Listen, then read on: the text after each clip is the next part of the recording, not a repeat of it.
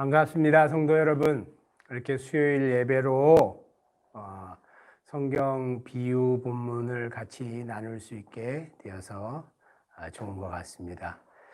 전국 각지의 코로나 때문에 마음이 좀 이렇게 그런데 하나님이 우리 이 나라와 또 우리 민족에게 또 고통받는 많은 사람들에게 은혜로 대해 주시기를 진심으로 간청하고 기도합니다.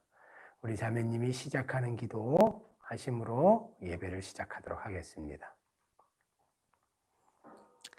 하나님 아버지, 오늘 하나님의 말씀을 읽고 묵상하고 또한 저희의 삶을 생각해 볼 수 있는 시간을 허락해 주시니 감사합니다. 어떤 환경 속에서 이걸 듣고 있든지 하나님을 더욱 알고자 하는 마음으로 모였습니다. 이 예배 가운데 함께해 주시고 성령님께서 각 사람의 마음에 임재하여 주셔서 밝히 보여주시고 또한 저희의 마음을 찔러주시고 그거에 반응하는 공동체 교회가 되기 원합니다. 감사드리며 예수님의 이름으로 기도드렸습니다. 아멘. 오늘 우리가 같이 생각해 볼 성경 본문은 우리 성도님들 혹은 영상으로 같이 하시는 성도님들이 아주 잘 아시는 본문이에요. 소위 부자와 나사로의 비유 혹은 부자와 가난한 나사로의 비유입니다. 자, 그러면 우리가 누가복음 16장 19절부터 31절까지의 본문을 같이 한번 읽어보도록 하겠습니다. 온라인으로 같이 하시는 성도님들도 성경을 다 펴주시길 바래요. 다 피셨어요? 그러면 제가 먼저 읽을 테니까 여러분이 그 다음에 교독하시고 끝절은 같이 한번 읽어보도록 하겠습니다. 누가복음 16장 19절 말씀 제가 먼저 읽겠습니다. 한 부자가 있어 자색 옷과 고운 베옷을 입고 날마다 호화롭게 즐기더라. 그런데 나사로라 이름하는 한 거지가 헌데투성이로 그의 대문 앞에 버려진 채 그 부자의 상에서 떨어지는 것으로 배불리려 하매 심지어 개들이 와서 그 헌대를 핥더라. 이에 그 거지가 죽어 천사들에게 받들려 아브라함의 품에 들어가고 부자도 죽어 장사되매 그가 음부에서 고통 중에 눈을 들어 멀리 아브라함과 그의 품에 있는 나사로를 보고 불러 이르되 아버지 아브라함이여 나를 긍휼히 여기사 나사로를 보내어 그 손가락 끝에 물을 찍어 내 혀를 서늘하게 하소서. 내가 이 불꽃 가운데서 괴로워하나이다. 아브라함이 이르되 너는 살았을 때 좋은 것을 받았고 나사로는 고난을 받았으니 이것을 기억하라. 이제 그는 여기서 위로를 받고 너는 괴로움을 받느니라. 그뿐 아니라 너희와 우리 사이에 큰 구렁텅이가 놓여 있어 여기서 너희에게 건너가고자 하되 갈 수 없고 거기서 우리에게 건너올 수도 없게 하였느니라. 이르되 그러면 아버지여 구하노니 나사로를 내 아버지 집에 보내소서. 내 형제 5이 있으니 그들에게 증언하게 하여 그들로 이 고통받는 곳에 오지 않게 하소서. 아브라함이 이르되 그들에게 모세와 선지자들이 있으니 그들에게 들을지니라. 이르되 그렇지 아니하나이다. 아버지 아브라함이여 만일 죽은 자에게서 그들에게 가는 자가 있으면 회개하리이다.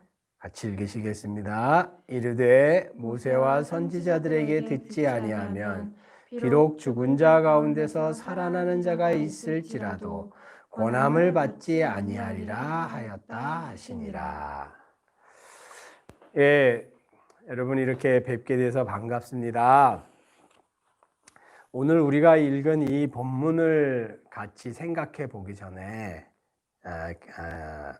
제가 몇 가지 질문 정리해야 될 사항이 있어요.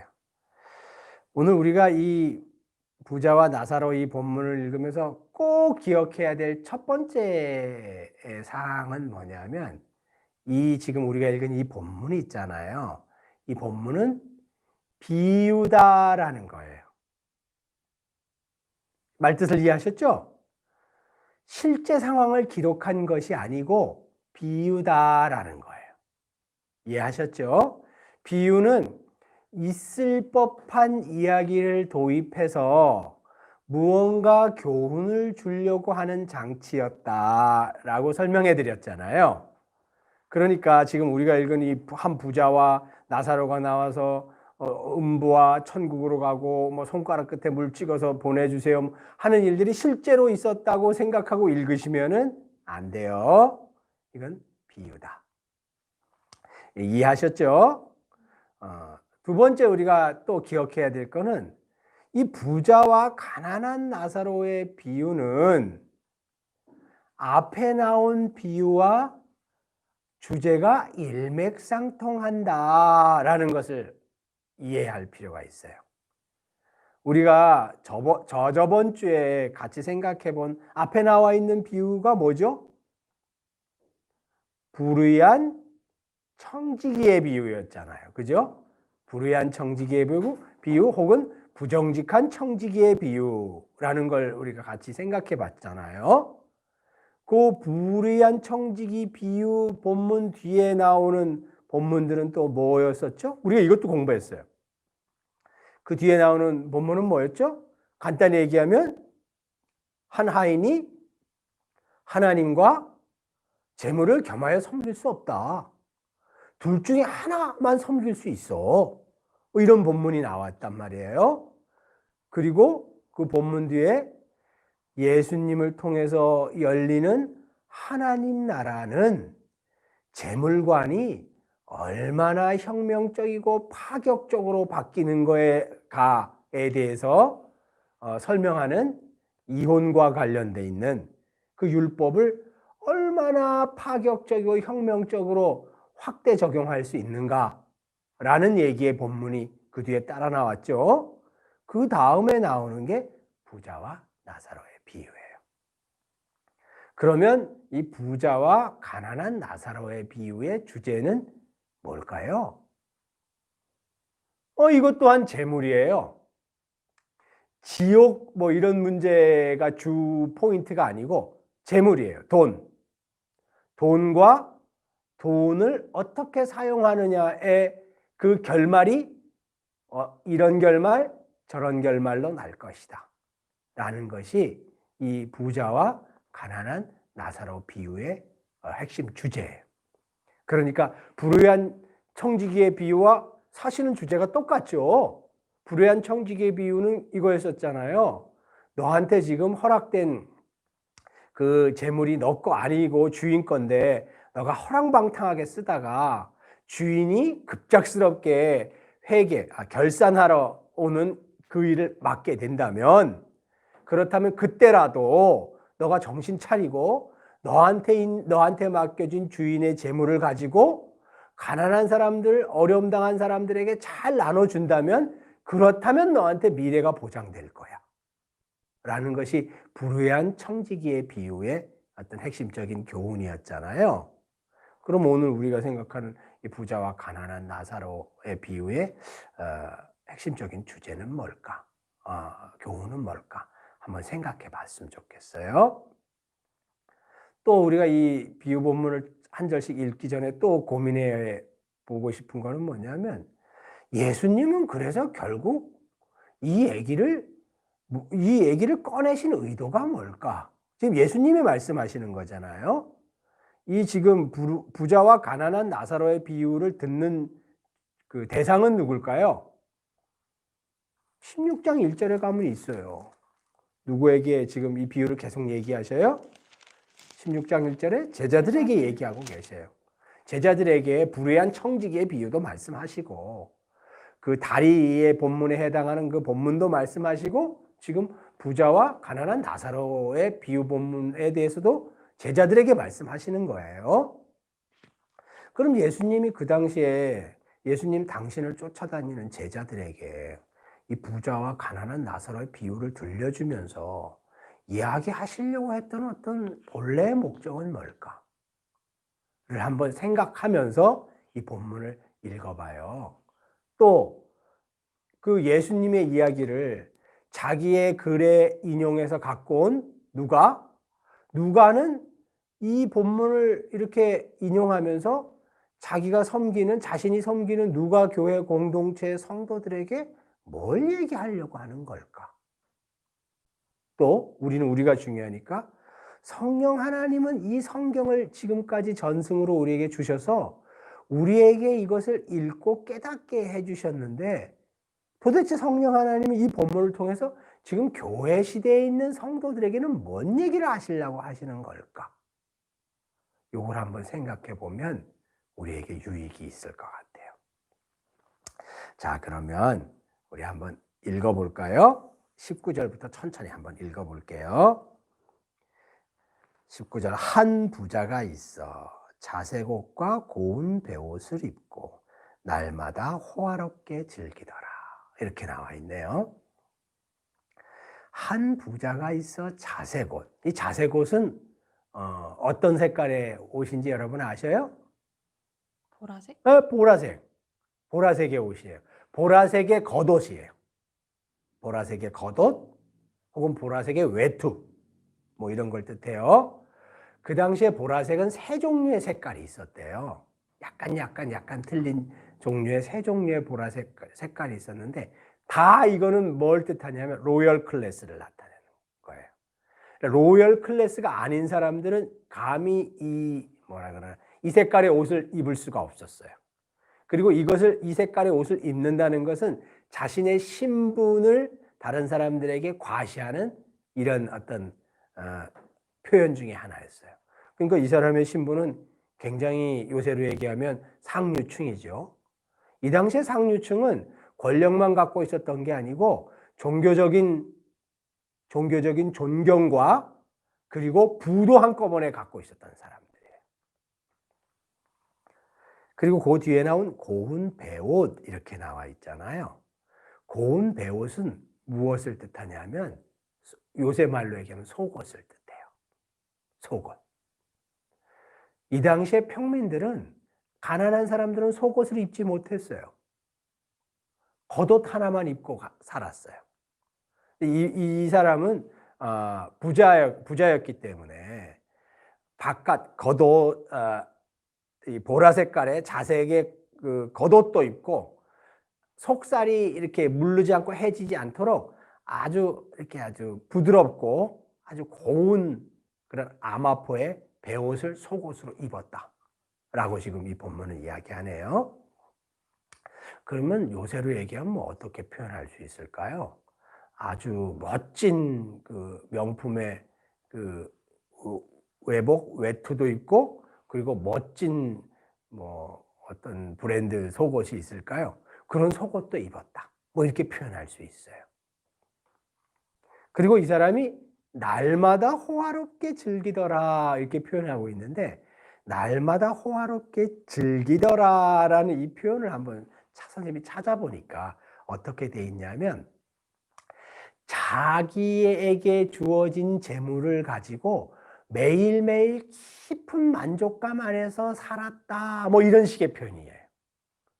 이게 뭐 이렇게 잔치를 하고 파티를 하고 매일 흥청망청 살았다 이런 뜻도 되지만, 자기 자신한테 주어진 재물을 가지고 인생을 정말로 흠뻑 음미하면서 살았다, 뭐 이런 종류의 표현이에요. 이 표현이. 그러니까 이 19절에 이 사람의 그 어떤 삶은 어떤 식으로 표현할 수 있을까요? 현재 자신에게 주어진 재물로 자기 인생을 마음껏 즐기고 마음껏 누리고 거기서 깊은 만족감과 행복을 느끼는 어떤 한 사람의 어떤 모습이 여기 나와 있어요. 근데 여기서 한 부자는 인종상 어떤 사람일까요? 유대인이에요. 인종상 유대인이에요. 유대인. 왜 유대인인 줄 알 수 있을까요? 본문 내에 증명 구절이 있어요. 왜냐면 이 사람이 아브라함을 아버지라고 부르기 때문에 그래요. 뒤에 가면 아버지라고 부르잖아요. 아브라함 아버지라고 부르거든요. 자기 아브라함의 후손이라는 거예요. 유대인이에요.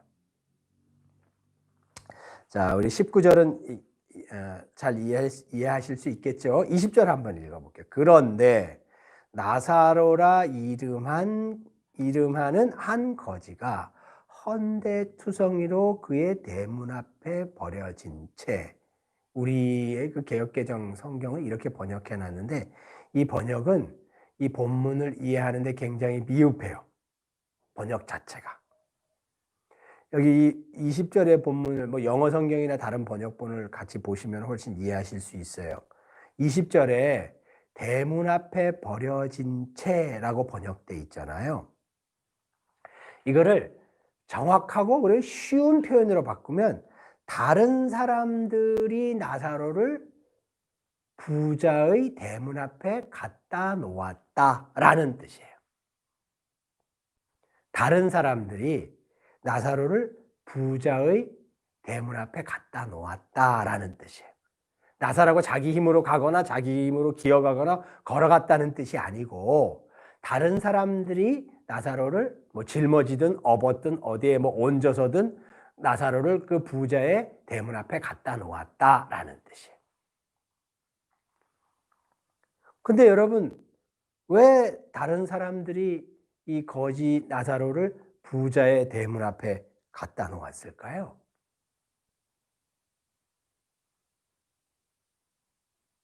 왜 대문 앞에 갖다 놓았을까요? 사도행전에 보면 베드로가 기도하러 올라가는데 베드로에게 구걸을 하는 거지의 그 장면이 나오잖아요. 그러니까 베드로가 은과 금은 나한테 없지만 나사렛 예수 그리스도가 우리에게 주신 것이 있으니까 나사렛 예수 그리스도의 권능으로 너에게 이야기하는데 일어나 걸으라 고 이야기해서 그 선포해서 그 안전뱅이가 뻘떡 일어나서 걷고 예수님을 찬양하고 춤추고 뭐 이런 장면이 기록돼 있잖아요. 그죠? 거기도 보면은 성전 미문, 아름다운 문이라고 표현되어 있는 그 문 근처에 거지들이 쭉 앉아 있는 거예요. 왜냐하면 사람들이 기도하러 들어갈 때 거기서 구걸해서 동정심을 구해서 거기서 이제 돈을 얻거나 이러려고 거기 기다리는 거죠. 그런데 이 나사로는 왜 그 부자의 대문 앞에 갖다 놓았을까요? 얻어먹으라고. 얻어먹으라고. 맞아요. 얻어먹으라고. 그럼 우리 성경을 읽을 때 행간에 이렇게 숨겨져 있는 뜻을 이렇게 상상하면서 읽으면 굉장히 재미있어요. 20절을 우리가 읽으면서 한 가지 알 수 있는 거는 나사로는 자신의 힘으로 자유롭게 움직이거나 그럴 수 없는 존재였다는 걸 알 수 있죠. 그죠? 다른 사람의 도움으로 이동해야 되고 다른 사람의 도움이 없으면 구걸하는데 갈 수가 없는 존재예요. 아주 약자죠. 얻어먹는 것도 자기 힘으로 할 수 없어요. 그러니까 다른 사람에게 부탁을 해야 돼요. 그럼 왜 다른 사람들은 이 나사로를 이 부자의 대문 앞에 갖다 놓았을까요? 그 당시에, 이 당시는 나사로는 인종이 어느 인종에 속해요? 유대인이. 나사로라는 이름 자체가 이 사람이 유대인이구나라는 걸 증명을 해요. 아주 유대인 중에서 흔한 이름 중에 하나였어요.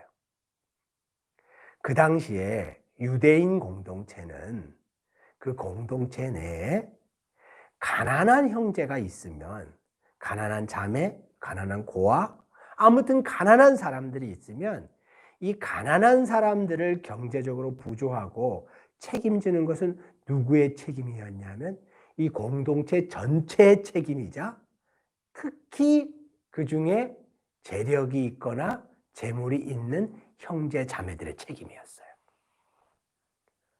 그 공동체 내에 가난한 사람들이 어려움을 당하는 사람들은 누가 이 문제를 해결해 줘야 될 의무와 책임이 있었냐면 공동체 전체가 책임이 있었고, 특히나 재물을 갖고 있었던 사람들이 그 어려움을 당한 사람들의 경제적인 어려움을 해결해 줘야 될 책임이 있었어요. 그래서 이 부자와 나사로가 같이 살았던 동네에서 사람들이 나사로를 부자의 집 앞에 이렇게 갖다 놓은 이유는 뭐냐면, 간단히 얘기하면 이런 뜻이에요. 이 부자에게 이거를 뭐 옛날에 저 주일학교 다닐 때 쪼만할 때는 어떻게 표현하면 홍포 입은 부자라고 선생님들이 가르치셨어요. 아무튼 이 자색 옷 입은 부자에게 이렇게 얘기를 하는 거예요. 당신 하나님의 율법에 보면 이 나사로의 이 배고픔과 어려움은 당신과 같은 부자인 형제가 해결해 줘야 된다고 우리에게 가르치고 있으니까 이 나사로의 어려움을 당신이 해결해 주세요 라는 의미로 부자의 집 앞에 갖다 놓은 거예요. 책임이 있다는 거죠.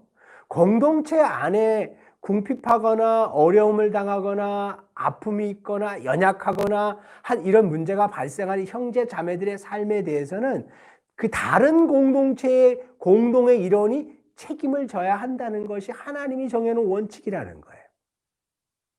그래서 여기 갖다 놨다 이렇게 표현하고 있어요. 책임을 져달라는 거죠. 자, 여기까지는 이해하실 수 있겠죠? 자, 그리고 21절 한번 읽어봐요. 제가 읽다가 혹은 설명하다가 성도님들이나 청년 자매들이, 형제 자매님들이 질문하고 싶으신 것 있으면 얼마든지 질문하세요. 혹은 다른 생각이 있으신 것 있으면 얼마든지 말씀하셔도 돼요. 자, 21절 한번 읽어볼게요. 그 부자의 상에서 떨어지는 것으로 배불리려 하매 이렇게 표현되어 있잖아요. 우리 번역본은 정확하게 번역하지 못했어요. 그러면 나사로는 부자의 상에서 떨어지는 것으로 배가 배불러졌다는 거예요? 아니면 그렇지 못했다는 거예요? 이 본문은 정확히 기록하고 있질 않지요. 그러나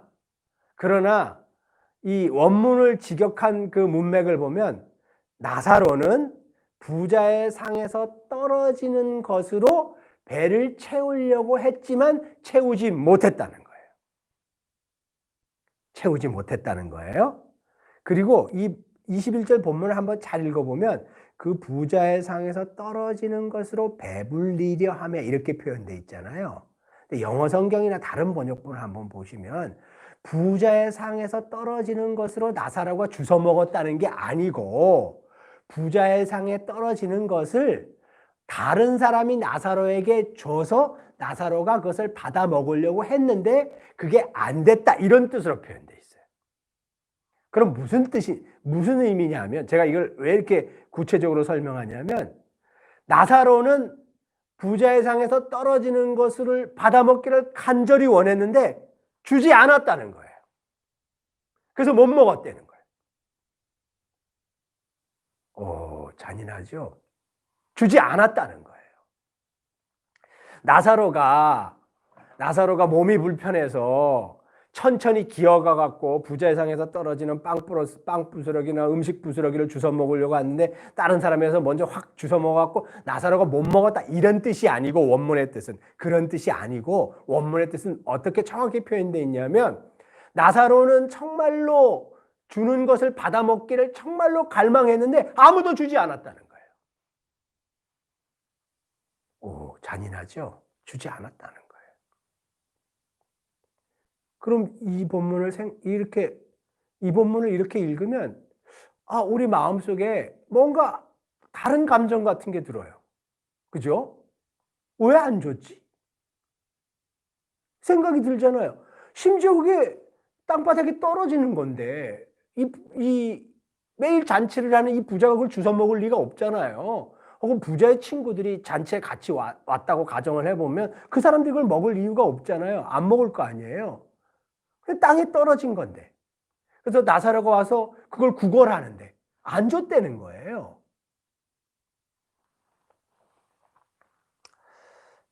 왜 안 줬을까? 왜 안 줬을까요? 성경 본문은 문맥 뒤에서 이 질문을 하는 거예요. 왜 안 줬을까요? 여러분 우리가 뭐 선한 사람이란 뜻이 아니고 우리라면 줄 것 같잖아요. 그죠? 배고픈 사람이 와서 정말로 배가 고파서 간청하는데 그래서 조금 먹을 걸 달라고 간청하는데 동정심이 생겨서 줄 것 같잖아요. 부자는 안 줬다는 거예요. 부자나 혹은 여기 이제 뭐 대상이 부자니까 부자는 안 줬다는 거예요. 성경은 그것을 분명히 얘기하고 있어요. 안 줬다는 거예요. 왜 안 줬을까요? 그 질문이 좀 있는데요. 이 당시에 나사로가 유대인인데 사실 여태까지의 배경을 보면 유대인들은 서로를 챙기고 신경 쓰는 걸 굉장히 잘한 것 같거든요. 예. 근데 왜 이 사람은 유대인임에도 불구하고 거지가 되었고 그 부자가 바라보는 입장에서는 이 나사로라는 사람이 그냥 단순한 거지의 입장으로 보는 게 아니라 그 너머에 무언가가 있기 때문에 그냥 저렇게 사는 게 마땅하다? 혹은 거지의 모습인 게 예, 당연하다? 예. 그러니까 이런 생각을 여기지 않고서는 안 줄 이유가 없다고 생각하거든요. 그렇죠. 선생님이 지금 계속 질문을 던지는 그 뭐라 그래 질문의 포인트가 이거예요. 부자가 예를 들어서 성격이 죄송해요. 성격이 아주 못된 사람이고 못된 놈이라서 그래서 안 줬다. 성경은 그렇게 얘기하고 있지 않아요.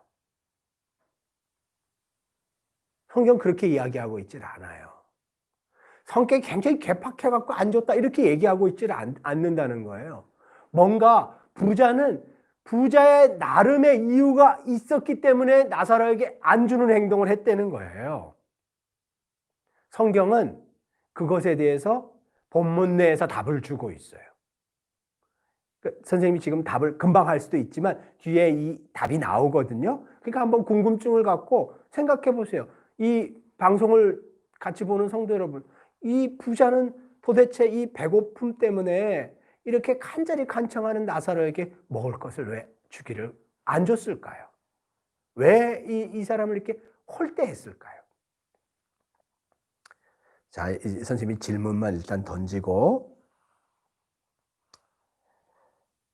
부자는 왜 나사로가 그것을 먹으려고 하는 것을 거절하거나 주지 않았을까?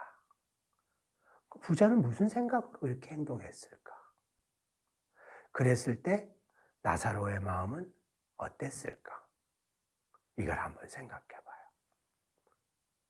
여기 보면 21절에 그 부자의 상에서 떨어지는 것으로 배불리려 하매 이렇게 표현되어 있잖아요.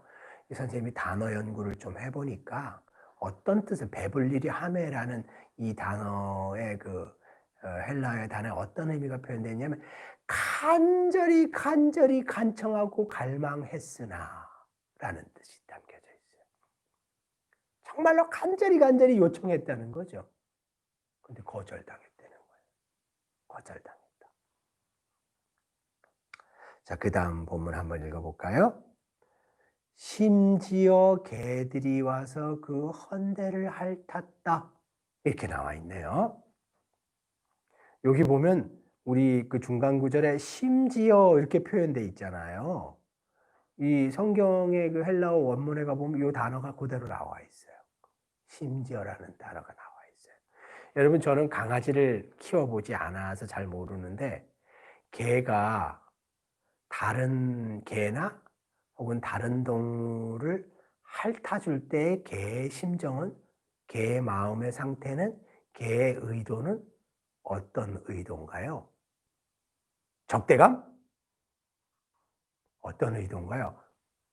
강아지나 개 키워보는 분들 한번 대답해 보세요. 저도 키우진 않지만 이제 사실 개들이 화내는 의미는 그 어미 개가 아기 개한테 이렇게 핥아주는 그 마음에는 그 측은함, 불쌍하게 여기고 이렇게 그런 것들이 담겨져 있다고 알고 있습니다. 아, 그런 것 같아요. 왜냐하면 이 개가 뭘 핥았다고 성경은 기록하고 있어요. 나사로의 헌대를 핥았다라고 기록하고 있어요. 그럼 21절은 굉장히 뭐라 그러나 비극적인 어떤 한 정황을 그리고 있는 거죠. 인간이 인간에게는 대접받지 못하고 그 인간의 고통을 짐승이 와서 위로해 주는 거예요. 부자는 나사로에게 먹을 것을 주기를 거절하고, 그리고 그렇지만 심지어 개가 나사로의 그 아픈 상처를 핥는 이런 위로의 행위를 했다라고 누가 말씀하고 계세요? 예수님이 말씀하고 계세요. 비유의 예를 들면서. 자, 그럼 이제 계속 읽어볼까요? 22절. 이에 그 거지가 죽어 천사들에게 받들려. 우리 성경에는 정확히 표현되어 있지 않지만 여기 천사들이라고 표현되어 있잖아요. 근데 원문에 보면, 원문을 직역하면 바로 그 천사들 뭐 이런 단어로 표현했었어요. 바로 그 천사들. 그러니까 무슨 의미냐면 바로 그 천사들, 즉 나사로를 특별히 담당했던, 혹은 나사로를 특별히 나사로를 이렇게 보호했던, 뭐 나사로에게 특별히 나사로를 특별히 이렇게 관리해야 되는 책임을 맡았던 천사들, 뭐 이런 의미죠. 나사로가 죽으니까 바로 그 천사들이 왔다는 거예요. 그 들어서 어디로 갔다고 표현되어 있냐면 아브라함의 품에 들어갔다라고 표현되어 있어요. 아니 이러면 예를 들어서 나사로가 죽어서 천국에 갔다거나, 나사로가 죽어서 하늘나라에 갔다거나, 나사로가 죽어서 여호와 하나님 곁으로 갔다거나, 뭐 이렇게 표현하면 우리한테, 교회 시대의 성도들한테는 훨씬 더 이렇게 받아들이기 쉽고 익숙하고 상상하기 쉬운 장면이잖아요. 근데 왜 예수님은 굳이 여기서 나사로가 죽어서 아브라함의 품에 들어갔다고 얘기를 하고 있어요? 말씀하고 계세요. 굉장히 의도적인 표현이에요. 굉장히 의도적인 표현이에요. 이게 무슨 뜻일까요, 그러면? 나사로가 죽어서 아브라함의 품에 들어갔다는 건, 이거를 우리가 이해하기 쉬운 말로 표현하면 어떻게 표현할 수 있을까요? 아브라함은 누구예요? 아브라함은 유대 백성의 조상이라고 불리는 분이잖아요. 여기서 예수님이 아브라함의 품에 들어갔다라는 이 표현의 의미는 뭐냐면, 나사로는 아브라함을 통한 약속의 유업을 성취하고 열매를 받는 자가 됐다라는 뜻이에요. 아브라함의 언약의 어떤 유업을 받는 자가 되었다라는 뜻이에요. 아브라함을 통해서 하나님이 유대민족에게 약속한 것, 그것을 계승하고 받는 당사자가 되었다라는 뜻으로 아브라함의 품에 들어가게 됐다, 이렇게 표현하고 있어요. 이해하실 수 있죠? 자, 그럼 선생님이 질문 한 가지 해볼게요. 성도님들께도 질문 드려볼게요. 저기 댁에 혼자 계신다고 졸지 마시고 질문 잘 대답해 보세요. 자, 질문 진짜 대답 잘 해보셔야 돼요. 여러분, 나사로는 왜 아브라함의 품에 들어갔을까요? 중요한 질문이에요. 중요한 질문이에요. 청년들이 한번 대답해 보세요. 나사로는 왜 아브라함의 품에 들어갔을까요? 뒤에 구절을 보면 회개가 좀 포인트로 잡히는 것 같습니다. 회개? 네. 대답하신 분한테 죄송한데, 나사로가 회개했다는 뜻이 이 본문 내에는 죄송해요, 없어요. 자, 이제 두 분 대답해 보시죠. 나사로는 왜 아브라함의 품에 들어갔을까요?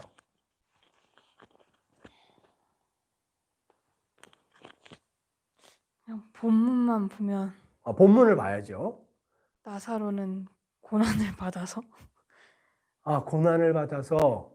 본문 내의 증빙 구절로 나사로는 고난을 받아서. 그걸 답으로는 정확한 답이에요. 답으로는 정확한 답인데, 그렇다면 이 고난을 받아서가 무슨 뜻인지를 우리가 알아야 되잖아요. 그죠? 나사로는 고난을 받았기 때문에 아브라함의 품에 들어갔다는 거예요. 이 본문 내의 답은. 그렇다면 이제 우리가 그러니까 그냥 상식적으로 생각해 볼 때, 상상할 때, 그럼 나사로는 세상 살 때 너무너무 가난하게 살아갔고, 그래서 가난하게 살았기 때문에 아브라함의 언약의 약속의 어떤 그 유업을 받게 됐다는 건가?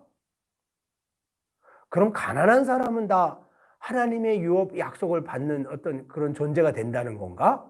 뭐 이렇게 상상할 수 있잖아요. 그죠? 그런데 성도 여러분, 청년 여러분, 이 본문은 과연 그런 의미로 이야기하고 있을까요? 자, 선생님이 여러분 너무 곤란하게 하는 것 같아요. 계속 이야기를 해볼게요. 답이 나올 거예요. 선생님이 던진 질문 한번 계속 생각해 보세요. 나사로는 뭘 했기 때문에, 도대체 나사로가 뭘 어떻게 했기 때문에 아브라함의 품에 들어갔다는 거지? 나사로가 뭐 특별히 한 행동이 없잖아요. 그죠? 특별히 한 행동이 없어요. 이 질문에 이제 또 답을 찾기 전에 또 한 가지 질문을 한번 해볼게요. 거지 나사로가 지금 죽었다고 얘기를 하고 있잖아요. 22절에 이에 그 거지가 죽어 이렇게 표현되어 있잖아요. 나사로가 왜 죽었을까요? 이건 우리가 상상해서 얼마든지 답을 찾을 수 있어요. 나사로 왜 죽었을까요? 배고파서. 맞아요. 근데 이 21절과 22절 사이에 21절이 끝나자마자 22절에 나사로가 죽었다라고 본문은 기록하고 있지는 않아요. 그러니까 나사로가 밥을 못 먹어서 다음날 죽었다라는 뜻은 아니에요. 그렇지만 나사로가 왜 죽었을까라는 걸 생각해 보면 이렇게 정리할 수 있을 것 같아요. 부자나 혹은 공동체에 있는 부유한 형제 자매들이 나사로의 경제적인 궁핍을 도와주지 않아서 굶주리고 질병으로 몸이 쇠약하고 이래서 결국에는 나사로가 죽은 것 같아요. 병사하거나 몸이 쇠약하거나 굶주리거나 이래서 죽은 것 같아요. 나사로의 죽음은 굉장히 쓸쓸했던 것 같아요. 어떻게 그걸 알 수 있냐면 22절을 끝까지 읽어보면 이렇게 이에 그 거지가 죽어 천사들에게 받들려 아브라함의 품에 들어. 나사로가 장사됐다는 얘기가 없어요. 죽었는데 이 사람의 시신이 장례가 치러졌다는 얘기가 없어요. 부자는요. 부자도 뒤에 죽었어요. 장사되었다라고 기록되어 있어요. 전반부에 나사로를 뭐라 그러나요? 객사? 뭐 요새 표현을 하면 객사. 아무도 그 사람의 그 당시에 숨을 거두는 자리에서 그 사람과 같이 해주지 않는 이런 길바닥에서 생을 마감하는 죽음? 뭐 이런 거였던 것 같아요. 그리고 이 나사로가 죽은 다음에도 그 누구도 장례를 치러줬다고 이 성경은 이야기하고 있지를 않아요. 그러니까 굉장히 처참한 죽음을 맞은 거죠. 그리고 뒤에 나오는 부자도 죽어 장사되며, 부자도 나사로와 같은 날 죽었다는 게 아니고 부자도 결국 죽었다는 거예요. 근데 이 사람은 땅에 묻히는 장례 절차를 사람들이 치러줬다. 본문은 기록하고 있어요. 아주 두 사람의 아주 극명한, 세상을 떠날 때 두 사람의 극명한 어떤 그 임종, 완전히 극과 극의 임종의 상태를 지금 보여주고 있어요. 그런데 선생님이 아까 한 질문은 계속 남아있어요. 그런데 그럼에도 불구하고 나사로는 아브라함의 품에 들어갔다 라고 기록하고 있고, 부자는요? 부자는 아브라함의 품에 못 들어가 있어요. 왜냐하면 23절에 바로 답이 나와. 23절에 이렇게 나와요. 그가 음부에서 고통 중에, 여기서 그는 누구예요? 부자예요. 음부에서 고통받는 중에 이렇게 기록하고 있네. 자, 그럼 또 질문을 해볼게요.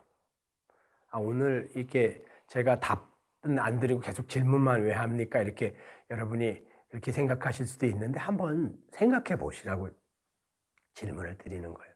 여러분, 이 부자는 왜 아브라함의 품에 못 들어갔을까요?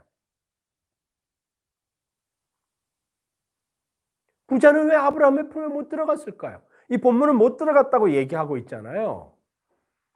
부자는 왜 아브라함의 품에 못 들어갔을까요? 이 사람이 뭘 잘못했는데? 이 부자가.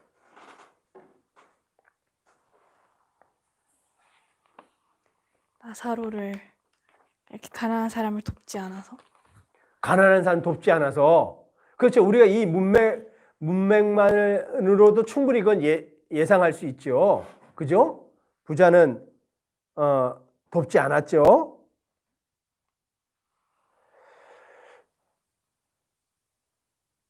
부자는 왜 약속된 유업을 받지 못했을까요? 뒤에 보면 이 부자가 그 아브라함에게 청하는 게 이제 자기를 보내달라 하잖아요. 죽은 자 가운데서 그들에게 가는 자가 있으면 회개하겠다, 회개하리다. 예. 그러니까 이제 이 사람은 그 장면을 부자는 겪으면서 그 나머지 형제 식구들한테 여기를 안 오게 하기 위해서 말하고 있는 게 회개를 얘기를 하고 있는 것 같아요. 그리고 예, 예.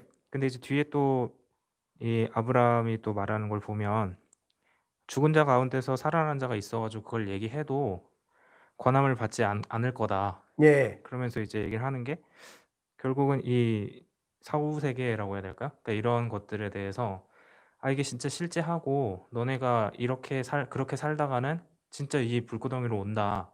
이제 그거를 말해주면 얘네들이 이렇게 살다가는 불구덩이 가겠구나. 그거를 깨달아서 회개를 할 거다. 이제 이거를 얘기하고 있는데 아마 그렇다면 부자가 이 불구덩이에 간 것도 이 생에서의 삶 자체가 이 모세나 뭐 선지자들에게 들었던 말들을 뭐랄까요, 업신여기고 지키지 않고 그냥 자기의 방식대로 살았던 것 때문에 불구덩이에 왔다고 생각하고 있는 것 같습니다. 맞아요. 맞아요. 자, 조금 더 읽어볼게요. 23절. 그가 음부에서 고통 중에 눈을 들어 멀리 아브라함과 그의 품에 있는 나사로를 보고 24절. 불러 이르되. 여기서 불러 이르되 이렇게 표현되어 있는 번역은 아주 정확한 어떤 번역은 어떻게 하면 되냐면 아주 크게 소리를 외치며 이렇게 번역하면 훨씬 더 좋아요. 아주 간절하게 큰 소리로 외쳐서 뭐 이렇게 하면 훨씬 더 좋아요. 근데 24절에 이 부자가 아브라함을 뭐라고 불러요? 아버지라고 불러요. 아버지라고. 근데 부자는 지금 어디가 있어요? 음부에, 지옥에 가 있잖아요. 근데 지옥에 가 있는데도 자신을 뭐라고 생각하는 거예요? 부자가 자기가 가 있는 곳이 지옥인데도 자기 자신의 정체성을 뭐라고 생각하는 거예요? 이 부자는 유대인, 더 나아가서 선택받은. 아브라함의 유업을 받을 수 있는 자라고 생각하는 거예요. 이 사람 이상한 사람이네요. 이 사람 이상한 사람이에요. 자기가 지옥에 가 있는데도 아브라함을 아버지라고 불러요. 아버지라고 부른다는 것은 여기서 아버지는 진짜 친아버지를 뜻하는 게 아니고 우리의 시조, 우리의 시작, 우리에게 약속을 주신 분, 뭐 이런 뜻이에요. 그러니까 다른 의미로 얘기하면 나는 그 약속에 아직도 포함된 사람이에요 라는 뜻으로 아버지 아브라함이여 라고 부르는 거예요. 이걸 다른 의미로 얘기하면 어떤 뜻이 되냐면 지금도 그 약속이 나에게 유효하니까 나에게 그 유업을 주세요 라는 뜻이에요. 이 부자의 마음은. 조금 더 읽어볼까요? 불러 이르되 아버지 아브라함이여 나를 긍휼히 여기사 이렇게 표현되어 있네요. 여기서 긍휼히 여기사라는 것은 불쌍히 여기사라는 그런 뜻의 번역으로 되어 있지만 좀 더 정확한 의미의 번역은 뭐냐면 이런 뜻이에요. 여호와 하나님의 언약에 기반된 은혜를 베풀어 주세요 라는 뜻이에요. 여기서 긍휼히 여겨달라는 건 무슨 뜻이냐면 하나님 약속하셨잖아요. 그 약속에 기반된 은혜를 베풀어 주세요라는 뜻이 긍휼히 여기사라는 뜻이에요. 근데 이 얘기를 지금 누가 해요? 유대인 부자가 누구에게 해요? 아브라함에게 해요. 그러면 이거를 풀어서 설명하면 어떻게 풀어서 설명할 수 있을까요? 아버지 아브라함이요, 당신을 통해서 나에게 약속된 하나님의 그 약속의 선물, 그것을 기억하고 은혜를 베풀어 주세요라고 얘기를 하는 거예요. 제가 설명하려고 하는 뜻이 잘 전달됐나요? 지금 부자는 머릿속에 어떤 생각을 갖고 있는 거예요?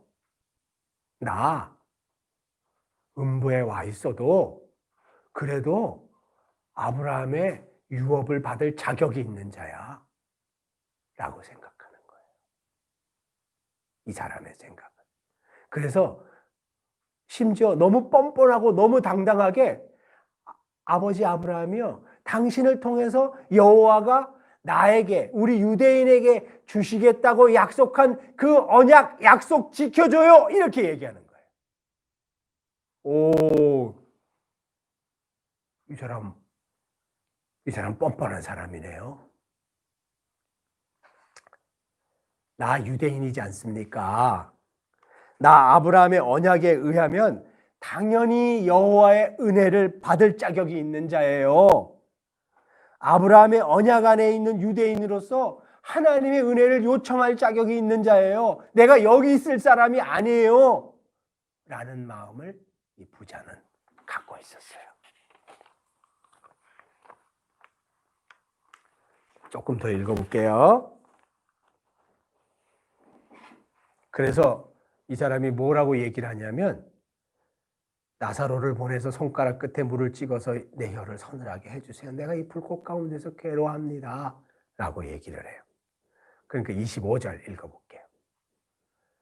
아브라함이 이르되 예, 너는 살았을 때 좋은 것을 받았고, 이렇게 표현하고 있네요. 제가 이 비유 본문을 이렇게 공부하고 연구하면서 또 한 가지 깨달은 중요한 진실이 한 가지 있는데요. 이건 여러분에게도 몇 번 말씀드렸어요. 본문 연구가 너무너무 중요하구나라는 것을 또 한 번 깨달았어요. 그게 무슨 뜻이냐면, 본문을 차곡차곡 하나하나 제대로 잘 연구할 때 문맥의 의미가 정확히 드러나고 메시지가 명료해지는구나라는 걸 또 한 번 깨닫게 됐어요. 자, 25절에 나와 있는 아브라함이 이르되 예, 너는 살았을 때 좋은 것을 받았고, 여러분 이게 무슨 뜻일까요? 여러분이 상상해서 답변을 해주셔도 돼요. 청년 여러분, 이게 무슨 뜻일까요? 그러니까 아브라함이 부자에게 야, 너는 살았을 때 호의호식했고 좋은 건 많이 누렸고, 이렇게 읽을 수 있잖아요.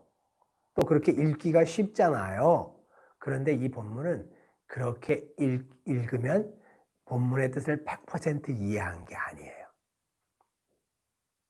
본문의 뜻을 100% 이해한 게 아니에요. 왜냐하면, 그럼 뒤에 걸 좀 더 읽어볼까요? 나사로는, 아까 우리 자매님이 답변하신 대로 나사로는 고난을 받았으니 이것을 기억하라. 그러면 지금 부자가 지옥에 가고 나사로가 천국에 간 이유는, 부자가 지옥에 가고 나사로가 천국에 간 이유는, 부자는 이 세상에서 부자로 살았기 때문에 지옥에 가고, 나사로는 이 세상에서 가난하게 살았기 때문에 천국에 갔다.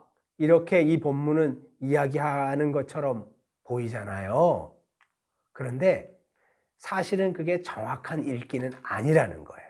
그리고 성경은 어디에서도 그 얘기를 하고 있지는 않아요. 가난하기 때문에 다 천국에 가고 부자기 때문에 다 지옥에 간다, 이렇게 얘기하고 있지는 않아요. 그러면 25절은 우리가 어떻게 읽고 이해를 하고 해석을 해야 될까요? 25절 한번 천천히 읽어봐요.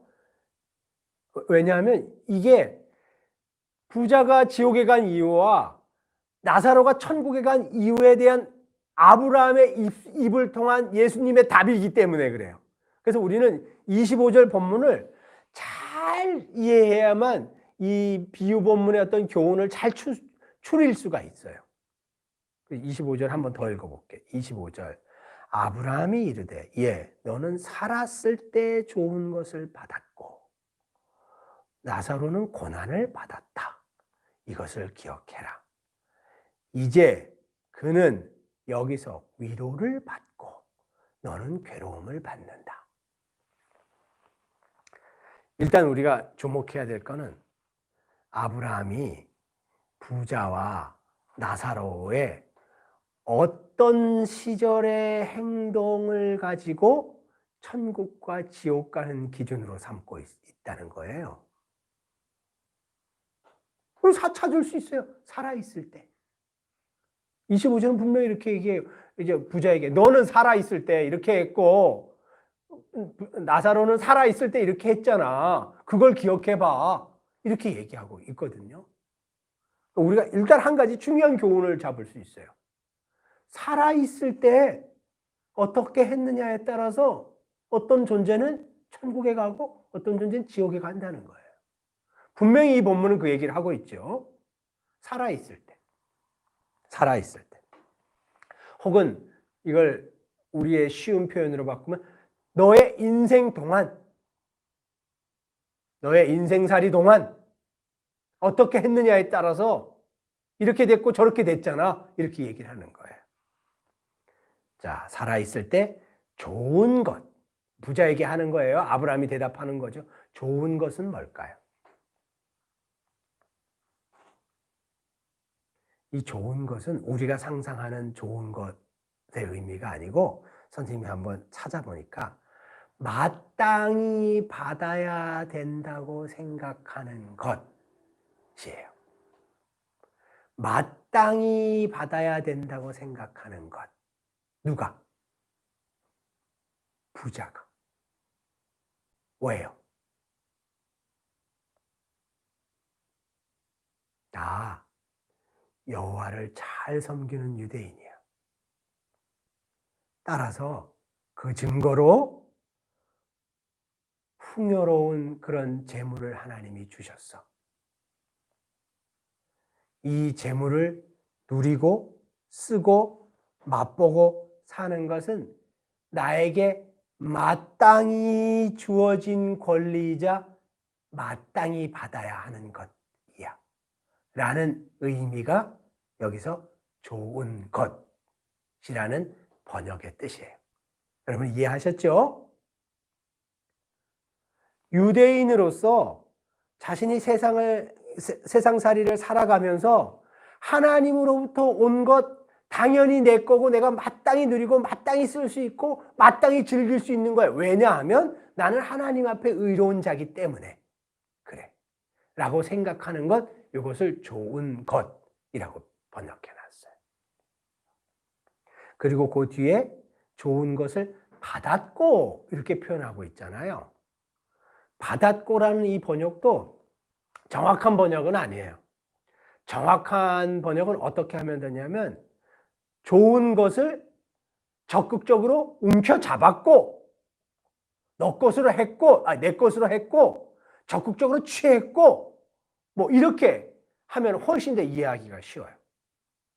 자, 그러면 이 부자가 아브라함이 대답하면서 이 부자가 어떤 삶의 태도로 살았는지 우리가 정리할 수 있겠죠. 부자는 어떤 태도로 살았어요?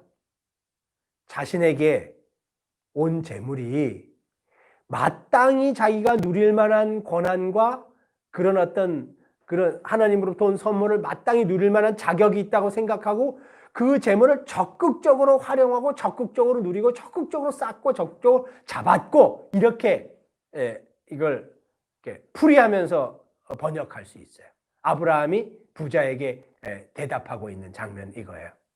그러면 25절의 이 앞부분을 이해하실 수 있겠죠? 야 부자야, 너는 하나님이 너한테 재물을 맡겨주셨을 때 그 재물이 내가 하나님으로부터 의로운 행동을 해서 나한테 온 당연한 선물이야. 그렇기 때문에 난 이걸 누릴 자격이 있는 사람이야. 그래서 내가 자주색 옷을 입던 매일 잔치를 하던 나 하나님 앞에서 전혀 꺼리낌이 없어. 하나님이 나한테 주신 건데 라고 하면서 적극적으로 그것을 너 자신을 위해서 쓰고 활용했고 이렇게 번역할 수 있는 부분이에요. 아브라함이 아주 정확히 부자의 평생의 어떤 삶의 양태를 정확히 지적하고 있는 거죠. 요거까지는 이해하실 수 있겠죠? 그 다음에 아까 우리 자매님이 대답하신 나사로가 천국간이요. 나사로는 고난을 받았기 때문에 그래. 너 그거 기억해라. 이렇게 말하고 있네요. 여기서 고난을 받았다라는 이 고난을 받았다는 건 이 단어를 한번 살펴보니까 어떤 의미냐면 결핍을 선택했다, 결핍을 수긍했다, 결핍을 받아들였다 라는 의미의 단어를 썼어요. 아까 그리고 선생님이 고난을 받았다라는 단어, 람바노라는 그 헬라어 단어인데요. 받았다라는 걸는 무슨 의미가 좀 더 정확한 번역이라고 말씀드렸죠?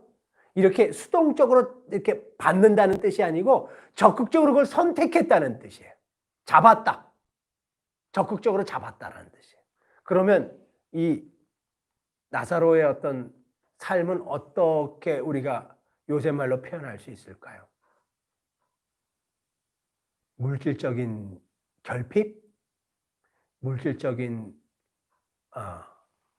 결핍을 나사로가 적극적으로 자신의 삶의 어떤 가치로 붙잡았고 이렇게 표현할 수 있어요. 적극적으로 가난을 선택했고 더 확대하면 그런 삶을 적극적으로 잡았고 이렇게 표현할 수 있어요. 적극적으로 움켜잡았고 물질적인 결핍의 삶을 수용했고 적극적으로 받아들였고 한쪽에서는 부자는 물질적인 풍요로운 삶을 마음껏 누렸고 자기를 위해서 적극적으로 그런 삶에 뛰어들었고 다른 쪽에서는 물질적인 결핍의 삶을 적극적으로 수용했고 완전히 두 개의 반대의 지점이고 반대의 가치관이죠. 반대 가치관이죠. 그런데 물질적인 결핍의 삶을 적극적으로 붙잡은 사람은 이 본문에 의하면 나사로는 여기서 예수를 주로 고백한 적도 없고 여호와의 신앙에 대한 표현을 한 적도 없고 침례를 받은 적도 없고 신앙 고백을 한 적도 없고 교회에서 자기의 회심을 고백한 적도 없어요. 이 본문은 그 얘기를 하고 있어요. 나사로가 한 행동은 딱 하나예요. 평생 동안 재물과 물질에 대한 적극적인 결핍의 삶과 가치를 움켜잡았고 라고 이 본문은 증언하고 있는 거예요. 그래서 이 사람이 아브라함의 품에 갔다 이렇게 얘기하고 있고요. 반대 지점에 서 있는 부자는 평생 동안 자기한테 있는 재물이 내 것인 줄 알고 마음껏 누리고 마음껏 즐기고 마음껏 쓰면서 적극적으로 물질을 축제하고 이런 삶을 살았다. 이거 이게 여호와의 축복이야. 라는 삶을 살았다. 그래서 음부에 갔다. 이렇게 본문은 딱 두 가지의 증언만 하고 있어요. 그럼 이런 본문을 맞닥뜨리면 현대교회 성도님들은 곤란해요. 곤란해요. 왜 곤란해요?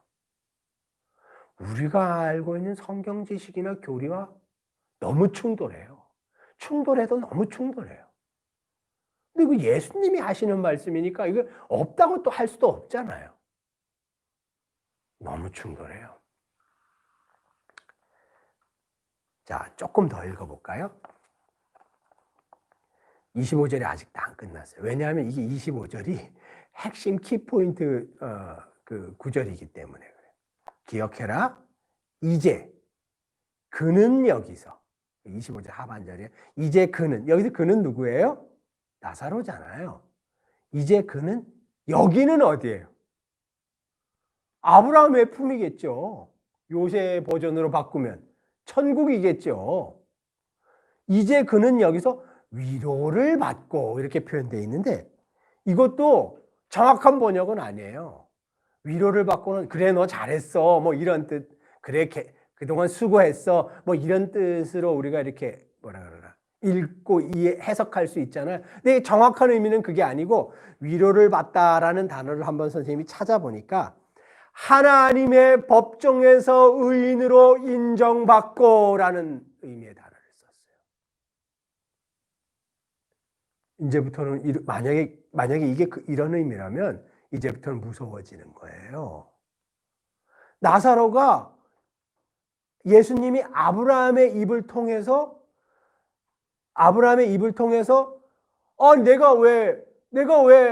내가 이 지옥 하데스에 있어야 돼요. 부자가 항변을 하는 거죠. 왜 나 같은 존재가 여기 있어야 돼요? 아버지 아브라함이 내가 아직도 내 생각에는 나는 하나님의 언약 안에 있는 자라고 생각하는데 내가 왜 여기 있어야 된다? 억울해요. 그러니까 나사로 시켜서 물 한 방울 찍어서 보내주세요. 날 좀 위로해 주세요. 라고 얘기하는 부자에게 예수님이 아브라함의 입을 통해서 하는 대답이 이거잖아요. 전반부에 제가 설명했으니까. 그렇고 이제 여기서 아브라함의 품에서 천국에서 이 거지 나사로는 하나님의 법정에서 의인으로 인정받는 위로를 받았다. 이렇게 지금 대답을 하고 있네요. 하나님 앞에 의인으로 인정받았다는 거예요. 뭘 해갖고? 나사로가 뭘 해갖고 하나님 앞에 의인으로 인정을 받아요? 우리의 어떤 종교적인 상식으로는 말이 안 되는 거잖아요. 뭘 해갖고? 나사로가 한 어떤 적극적인 어떤 신앙의 행위나 적극적인 종교 행위나 뭐 이런 게 보면 아무것도 그걸 기록하고 있지를 않아요. 근데 이분은 왜 하나님의 심판의 법정에서 의인으로 인정을 받았고 라는 아브라함의 증언을 듣는 의인이 됐을까요? 굉장히 이거는 곤란하면서도 중요한 질문이에요. 이 비유에서. 우리는 이 질문을 비껴가면은 절대로 이 비유가 우리에게 교훈하는 바를 못 붙잡아요. 이건 비유기 때문에 그냥 중요한 한두 가지 교훈만 붙잡으면 되지 뭐. 이렇게 생각하실 수 있잖아요. 그러나 제가 던지는 이 질문이 이 방송을 듣는 여러분이 여러분의 마음을 불편하게 하면 할수록 여러분 믿음의 은혜가 임할 것 같아요. 조금 더 읽어볼까? 25절에 그는 여기서 위로를 받고라는 뜻이 무슨 뜻인지 설명해 드렸죠. 그는 이 천국에서 아브라함의 유업을 받을 자라는 분명한 의인이라는 인정을 받고, 누가요? 나사로가 라는 뜻이에요. 너는 누구예요? 부자죠. 괴로움을 받는다. 이제 괴로움을 받는다는 건 불 가운데서 막 지옥에서 막 불 가운데 고통을 받으니까 괴로움을 받고 있구나 이런 뜻이 아니고, 물론 그런 의미도 포함되어 있지만 좀 더 이 단어의 정확한 의미는 뭐냐면 너는 하나님의 은혜에서 떨어져 나가는 고통을 겪고 있구나라는 뜻이에요. 하나님의 은혜에서 분리되는 고통을 겪고 있구나라는 뜻이에요. 누가요? 부자가. 하나님의 은혜의 선물에서 떨어져 나가는 고통을 겪고 있구나. 누가? 부자가. 이걸 요새 쉬운 말로 바꾸면 어떻게 바꿀 수 있어요? 너는 하나님의 법정에서 죄인이라고 선언되는구나 라는 뜻이에요. 하나님의 은혜에서 떨어져 나가고 하나님의 은혜가 걷어들여지는 고통을 너가 겪고 있구나 라는 이 표현이기 때문에. 왜요? 부자가 왜 이런 얘기 들어야 돼요? 부자가 종교적인 어떤 행위에서 잘못한 거 있어요? 부자가 어떤 신앙의 행위에서 뭐 잘못한 거 있어요? 지금 아브라함의 입을 통해서 하나님은 답을 주고 있잖아요. 우리에게. 부자에게도 답을 주고 있잖아요. 여러분 25절 아까 제가 했던 질문을 다시 한번 해볼게요. 우리가 답을 해야 되니까. 25절에서 부자와 나사로가 죽은 후에 각각 아브라함의 품과 여기 보면은 음부 혹은 지옥이라는 곳으로 가게 된 이유가 뭐라고 얘기하고 있습니까? 25절에서 뭐라고 얘기하고 있어요? 그 해석의 과정을 쭉 들으면서 이제 저는 두 가지 의문이 좀 생긴 게, 첫 번째는 그 부자가 항변하는 태도는 아닌 것 같거든요. 그러니까 그냥 손가락 끝을 찍어 물을 내 혀를 서늘하게 해달라는 얘기는 그만큼 고통스러운 거를 괴로우니까 표현을 하는 것 같고, 아브라함에게 아버지라고 지칭하는 거는 그 여태까지 이 사람이 아브라함을 대하는 호칭이 아버지였기 때문에 거의 반사적으로 나왔을 수도 있다고 생각을 하고, 자기가 이곳에 떨어졌다라는 거를 막 부인하고 '내가 왜 여길 떨어져 왔냐.' 이렇게 생각은 안 하는 것 같아요. 그런 것들이 이제 뒤에 구절을 보면 오히려 가족들한테 얘기를 해서 이곳에 오지 않게 회개에 대한 얘기를 꺼내는 걸 보면, 자기가 여기에 온 거에 대해서는 오히려 수긍하는 태도, '나는 왔지만 내 가족들은 오지 않게 해야겠다.'라는 모습을 보여주는 것 때문에 마땅히 자기는 이렇게 어쩌면 아브라함의 품에 안겨 있어야 된다라고 생각하는 것 같지는 않고요. 그게 첫 번째고, 그다음에 두 번째는 그 좋은 것과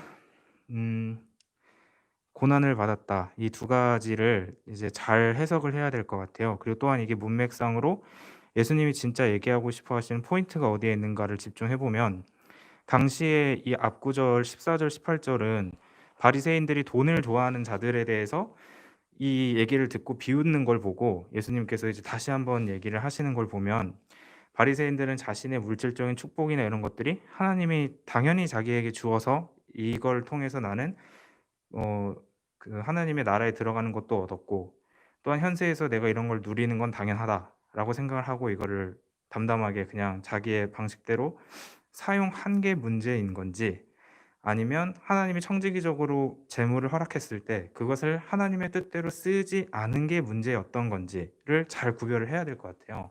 예, 아주 좋은 얘기를 하셨는데요. 일단은 제가 다시 한번 정리를 하고 질문을 해볼게요. 이 아브라함이든 이제 예수 비유를 얘기하시는 예수님이든, 여러분 일단 제 질문에 한번 대답을 한번 해보세요. 부자는 왜 이 지옥에 갔을까요? 이 질문을 정리하다 보면 답이 나와요. 재물에 대한 올바른 사용이 아닌 자신의 유익을 위해서 쓴 것으로 인해서 갔다고 생각을 합니다. 그러니까 그래요. 네. 뭐 맞는 답이죠, 본문에서. 그러면 다시 한번 질문을 해볼게요. 그러면 여러분, 그리스도인이 재물을 올바로 사용하지 않으면 여러분 지옥 간다는 이 본문의 이야기에 대해서 어떻게 생각하세요? 매우 동의합니다. 근데 형제님 동의하셔서 이제 뭐 감사해요. 근데 죄송해요. 대부분의 교회에서는 동의 안 하실걸요? 대부분의 성도들은 동의 안 하실걸요? 다른 형제 자매님들도 말씀해 보세요. 돈을 하나님의 뜻대로 사용하지 않기 때문에 종국에는 하나님의 심판대에서 죄인이라는 심판을 받고 지옥에 간다 라는 이 본문의 결론에 대부분의 이 한국교회 성도님들 동의 안 하실걸요? 예. 하나님께서 원하시는 쓰임새대로 재물을 사용하지 않고 본인을 위해 쓰는 게 잘못되었다라는 거에 대해서 동의를 하는데, 성경의 이제 신약의 구절들을 보면은 천국과 지옥을 가는 것에 대해서 어떠한 그런 선행과 그렇지 못한 부분이 그거를 좌지우지한다라는 그것과는 좀 천국과 지옥을 가는 것과 좀 별개로 어느 정도 돼 있잖아요. 그렇죠. 그렇게 다른 성경 본문은 그렇게 얘기하고 있고 또 그런 가르침을 여러분이 많이 받으셨죠. 그렇지만 오늘은 우리는 누가복음 이 비유 본문을 하고 있기 때문에 우리는 누가복음 비유 본문 내에서만 이야기를 하는 거죠. 근데 이 비유 본문 내에서는 뭐라고 얘기를 하고 있나요? 우리는 이 결론을 우리 마음대로 비틀 수는 없는 거잖아요. 이 본문이 얘기하는 결론을 일단 우리는 수용해야 되는 거예요. 그죠? 근데 이 두 사람, 부자와 나사로, 거지 나사로가 부자가 지옥에 가고 나사로가 천국에 간 이유는 아브라함의 입을 통해서 성경은 뭐라고 증언하고 있냐면 살아있는 동안 뭐 어떻게 행동하고 그것 때문에 그래. 이렇게 분명히 얘기를 하고 있죠. 두 사람이 정반대의 행동을 하면서 살았어. 라고 분명히 얘기를 하고 있어요. 한 사람은 이 주제가 돈과 관련돼 있는, 자기가 갖고 있는 재물과 관련돼 있는, 혹은 돈을 바라보는 태도와 관련돼 있는 문제에서 한 사람은 이렇게 살았고 한 사람은 이렇게 살았다. 그 결과적으로 이런 결과를 받은 거야. 라고 본문은 문맥을 끌고 가고 있거든. 우리는 이렇게 본문의 문맥이 이렇게 진행되고 있다는 것 자체를 거부할 수는 없잖아요. 그죠? 예수님이 여기서 나사로가 신앙 고백했기 때문에 천국에 갔다 이렇게 얘기하고 있지 않다는 거예요. 굉장히 중요한 시사점이에요. 굉장히 중요한 시사점이죠. 이 누가복음의 이 누가는 교회 시대 분이잖아요. 초대교회의 사도 중에 한 분이시잖아요. 근데 이분이 세계 이방 민족에게 사도행전을 쓰고 하면서 이방 민족에게 전도와 선교의 이런 어떤 영역에 대한 어떤 비전을 품고 있었던 분인데도 불구하고 이 비유 본문을 끌고 들어온 거죠. 그래서 뭔가 여기서 취해서 해줘야 되겠다고 생각하는 교훈이 있다는 거예요. 다시 한번 질문을 해봐요. 이거 정리를 해야 되니까. 부자는 왜 지옥에 갔을까요? 아까 형제님이 대답을 하시긴 하셨지만 계속 제가 질문을 하는 거예요. 왜 지옥에 갔을까요? 형제님이 이렇게 대답을 하셨어요. 자기한테 있는 재물을 가지고 다른 형제의 궁핍과 고통을 도와주지 않았기 때문에 지옥에 갔다. 맞죠? 정확히 부자는 그렇게 행동을 했죠. 다시 또 질문을 해볼까요? 그러면 부자는 왜 자기한테 있는 재물을 가지고 다른 형제들의 여기 나사로의 이 고통과 어려움을 도와줄 생각을 안 했을까요? 왜 그랬을까요? 그것이 하나님의 축복이고 그렇게 안 해야 된다고. 그러니까 자신이 하나님한테 축복받은 거니까 내가 내 뜻대로 써도 무방한 선물로 준 거다라는 생각이 있었기 때문에 그랬다고 생각합니다. 아주 좋은 답변을 하셨는데 부자의 속마음을 우리가 잠깐 들어본 거나 마찬가지예요. 부자의 속마음을 잠깐 들어본 거나 마찬가지예요. 나한테 온 이 부유함, 나한테 온 재물은 하나님의 백성인 나에게 주신 내가 마땅히 누릴 수 있는 선물이자 권리야. 그렇기 때문에 내 거야. 그래서 내가 내 마음대로 즐기고 마음대로 써도 돼. 라고 생각하면서 부자는 살았던 것 같아요. 아까 제가 이런 질문 했는데 답을 안 하고 넘어갔잖아요. 부자는 왜 나사로가 땅에 떨어진 그 음식을 좀 달라고 하는데 그렇게 매몰차게 거절하고 주지 않아갖고 이 나사로가 너무 굶주림에 궁핍함에 처하게 그렇게 행동을 했을까요? 이 질문을 했었잖아요. 그죠? 우리 같으면 줄 텐데, 흙 묻은 밥덩어리인데 우리 같으면 줄 텐데 그 얘기를 하면서 질문을 했잖아요.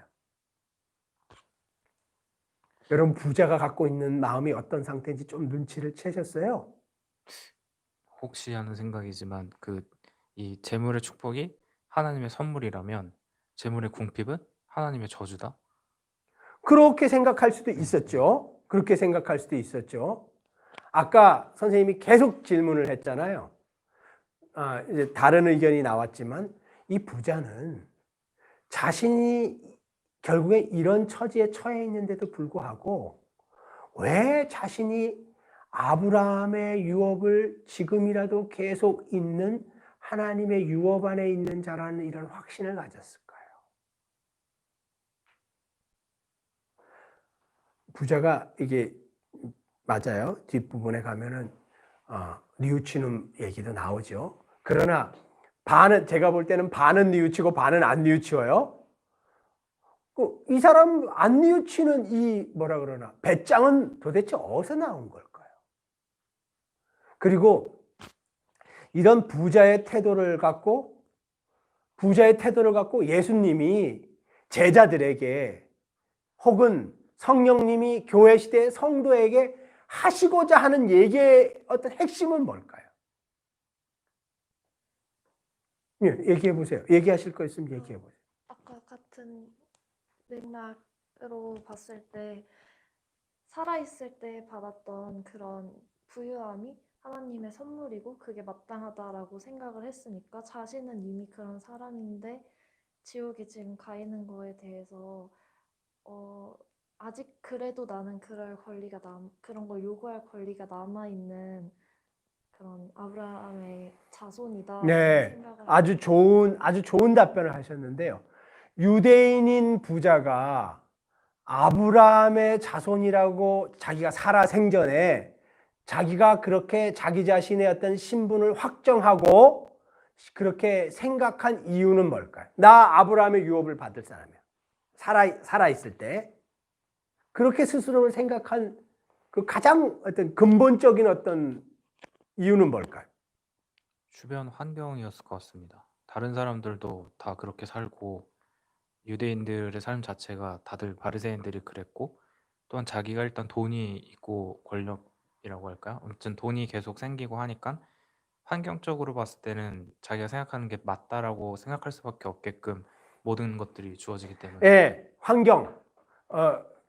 비슷한 답이죠. 이 사람이, 이 부자가 자신이 아브라함의 유업을 받을 자라고 확신한 이유는 딱 한 가지예요. 핏줄이에요.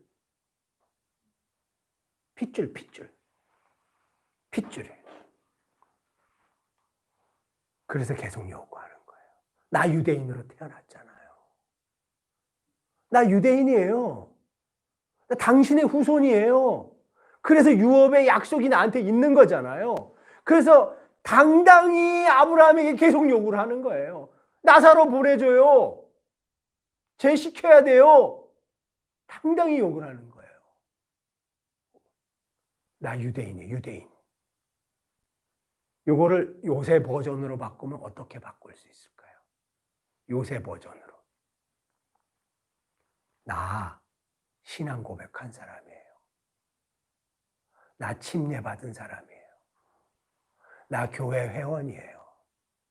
내가 재물을 갖고 어떻게 살았던 상관없이 나 그런 존재예요. 그러니까 나 의인으로 인정해 줘야 되잖아요. 라는 게 부자가 갖고 있었던 태도고 이걸 요새 버전으로 바꾸면 이런 태도예요. 그런데 이런 태도에 대해서 뒤에 우리가 아직 안 읽었지만 아브라함의 답변은 뭐예요? 택도 없는 소리 하지 마. 택도 없는 소리 하지 마. 너가 침례 받았어? 너가 신앙 고백했어? 그런데 너 재물을 갖고 너 좋은 것 누리면서 마음껏 너 맘대로 살았잖아.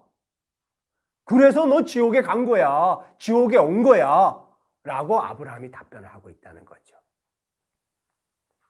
그러니까 성도 여러분, 제가 이렇게 비유 본문을 하면서 어떤 분이 저한테 질문하신 것도 있어요.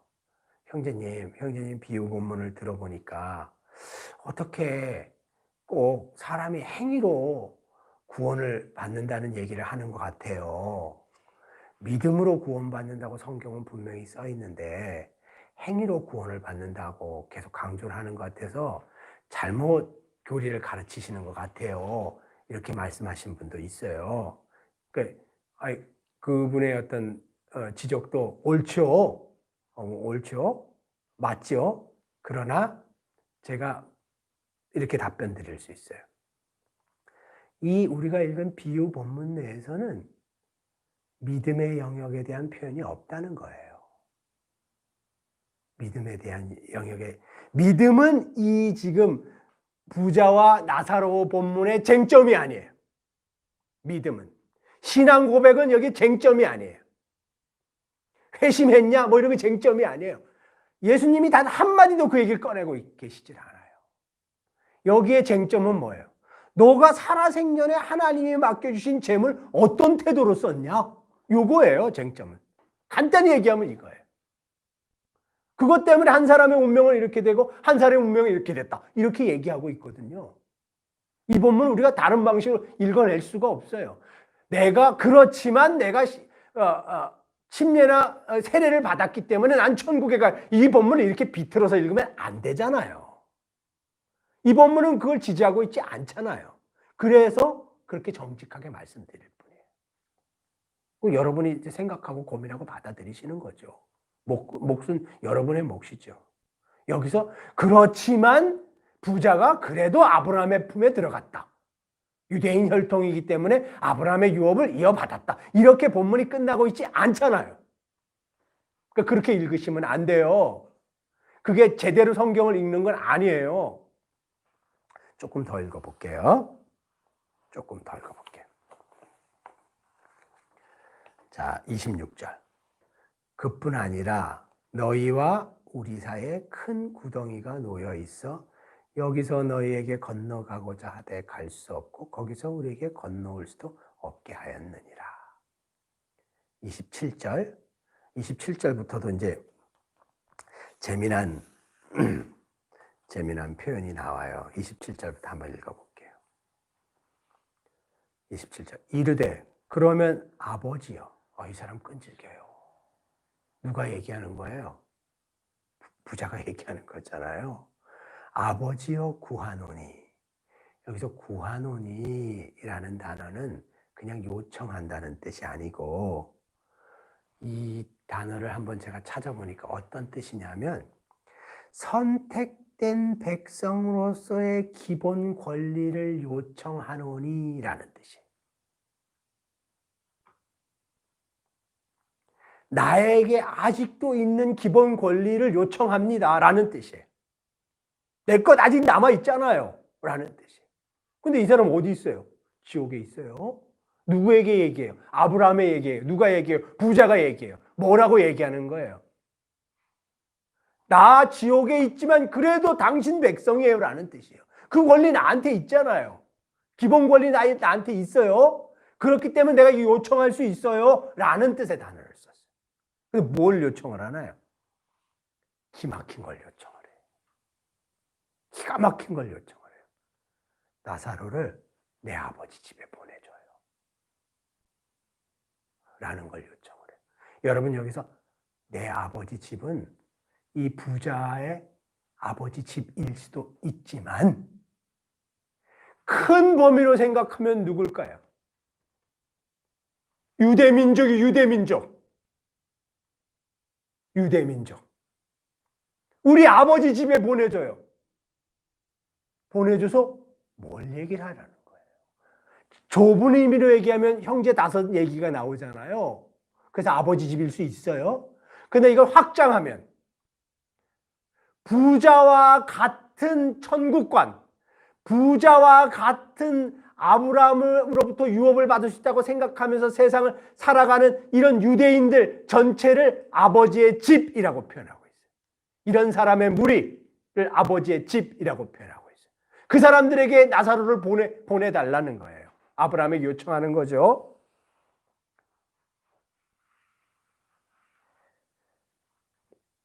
읽어봐. 28절. 내 형제 5이 있으니 그들에게 증언하여 그들로 이 고통받는 곳에 오지 않게 하소서. 28절에 부자가 아브라함에게 요청하는 장면이 나와요. 여기 28절의 핵심적인 단어는 증언이라는 단어예요.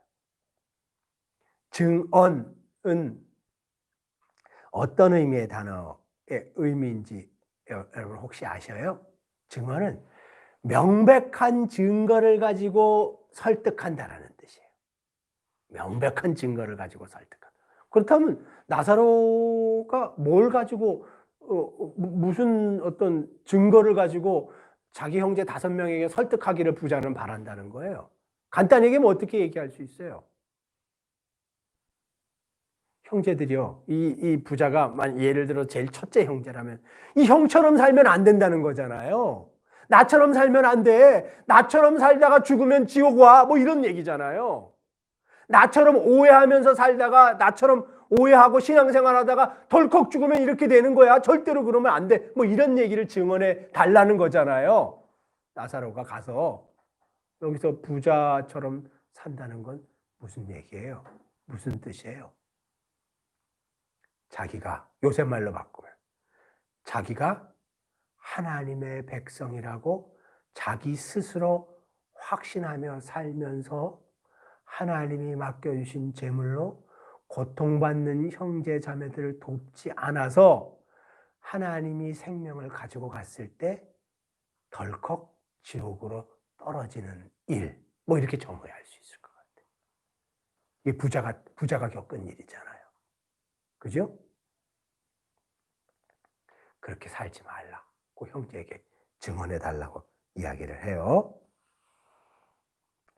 자, 계속 읽어볼게요. 29절.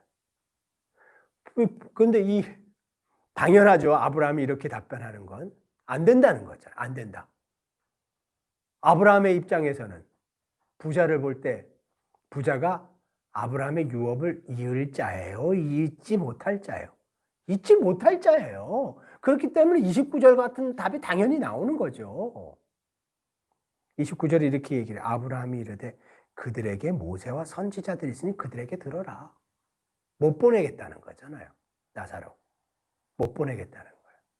여기서 들으라는 뜻은 그냥 귀로 들으라는 뜻이 아니고 마음을 열고 듣고 순종하라는 뜻이에요. 그런 단어를 썼어요. 그들에게 듣고 순종하라는 건 무슨 뜻이에요?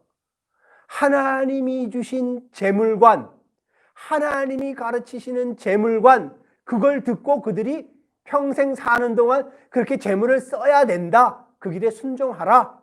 라는 뜻이잖아요. 29절, 30절 제가 한번 읽어볼게요. 이제 부자가 하는 얘기. 이르되 그렇지 아니하니이다. 아버지 아브라함이여. 만일 죽은 자에게서 그들에게 가는 자가 있으면 회개하리이다. 31절. 이르되 모세와 선지자에게 듣지 않는데 비록 죽은 자 가운데서 살아나는 자가 있을지라도 권함을 받지 아니하리라. 자, 질문을 몇 가지 하면서 한번 정리를 한번 해볼게요. 27절에 내 아버지의 집은 어디일까요? 아까 제가 질문했죠. 물질을 당연히 자기 자신의 권리라고 누리고 생각하고 자기 것이라고 생각하고 누리고 그러면서도 아브라함의 유업을 받는 아브라함의 자손이라고 생각하며 사는 유대인들. 여러분, 지금 우리 아버지의 집은 어디예요? 지금 하나님의 집은 어디예요? 교회잖아요. 그죠? 하나님의 집은 지금 교회잖아요. 이 부자가 나사로를 아버지의 집에 보내서 제발 증언 좀 해주세요. 라는 이 얘기를 누가 하고 계세요? 예수님의 입으로 하고 계시잖아요. 그죠? 예수님의 입으로 하고 계시거든요. 예수님의 마음이 여기 있는 거예요. 어디에 예수님이 이 증언을 듣기를 원하시는 거예요? 교회 성도들이 듣기를 원하는 거예요. 소위 하나님의 집이라고 선포된 백성들이 이 얘기를 듣기를 원하시는 거예요. 무슨 증언을 듣기를 원하세요? 너네 재물 너네 거 아니고 너네 거라고 너네 권리라고 너희 것이라고 마음대로 썼다가는 결국에는 이런 일 당한다라는 증언을 하나님의 집에 있는 백성들이 듣기를 원하시는 거예요. 그런데 들어요, 안 들어요? 안 들어요. 안 들어요. 그게 천국과 지옥과 무슨 상관이 있어요? 교리에 안 맞잖아요. 신앙 고백이 안 맞잖아요. 이러면서 안 들어요. 저는 여러분 그냥 평범한 한 사람의 설교자로서 이 본문이 말씀하시고자 하는 바를 그냥 아무런 의도 없이 여러분에게 강의하고 선언할 뿐이에요. 하지만 이 본문의 의미를 움켜쥔 분들은 나사로처럼 아브라함의 품에 혹은 예수님의 언약의 약속 열매를 붙들게 될 것이고, 이 본문의 뜻을 붙잡지 못한 분은 본인이 자기 자신이 아무리 하나님의 백성이라고 확신을 해도, 본인이 자신이 아무리 유대인으로서 아브라함의 유업을 받는 자라고 확신을 해도 결과는 몰라요. 결과는 안전하지 않아요. 여러분의 상상과 다른 결과가 올 수 있어요. 하나님의 법정에서 하나님이 여러분을 은혜에서 떨어뜨리는 이런 일이 발생할 수도 있어요. 왜요? 뭐 때문에? 이 세상 사는 동안 재물을 어떻게 다루고 어떻게 쓰느냐. 그 태도와 관련한 이 일 때문에 그렇다는 거예요. 그러니까 괜찮아요, 여러분. 이게 그냥 한 가지의 견해라고 생각하셔도 상관없어요. 그렇지만 진지하게 생각해 보세요. 그렇지만 진지하게 생각해 보세요. 불편한 질문이잖아요. 이 비유에서 오는 질문은 굉장히 불편한 질문이에요. 비껴가지 말고 진지하게 생각해 보세요. 자, 예수님께서 제자 공동체에게 이 비유를 말씀하신 이유는 뭘까요? 한번 정리해 봐요. 이제 거의 다 이제 마지막에 왔어요. 예수님께서 제자 공동체에게 이 비유를 말씀하신 이유는 뭘까요? 자신이 아브라함의 자손이라고 믿지만은 하나님이 주신 재물로 고통받는 형제를 섬기지 않으면 그 아브라함의 유업 못 받는다. 요 얘기 하시려고.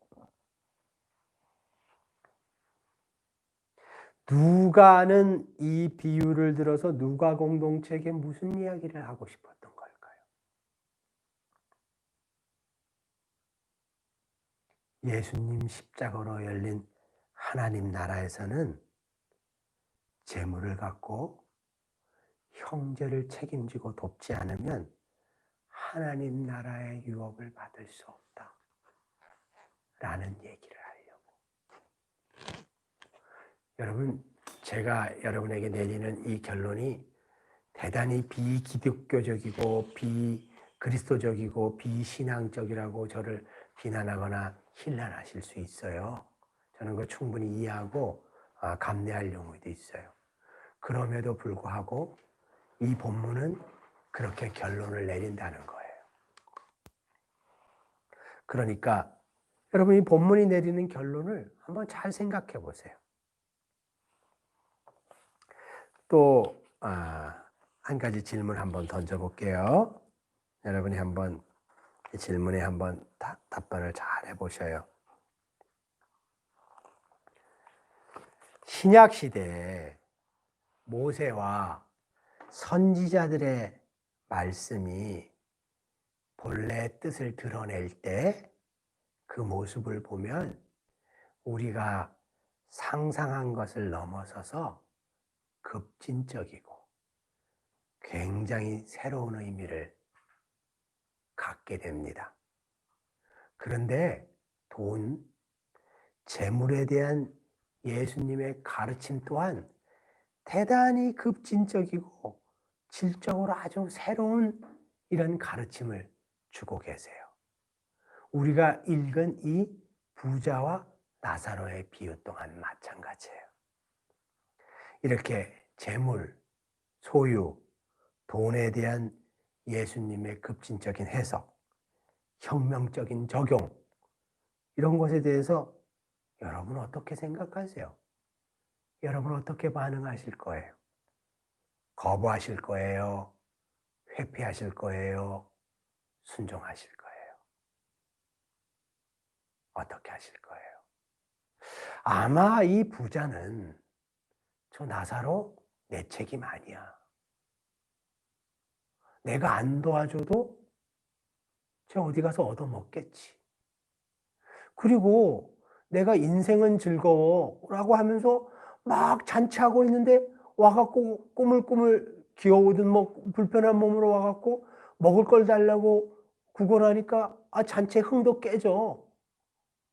그래서 부자가 아마 냉정하게 됐을지도 몰라요. 좀 눈앞에서 사라져라.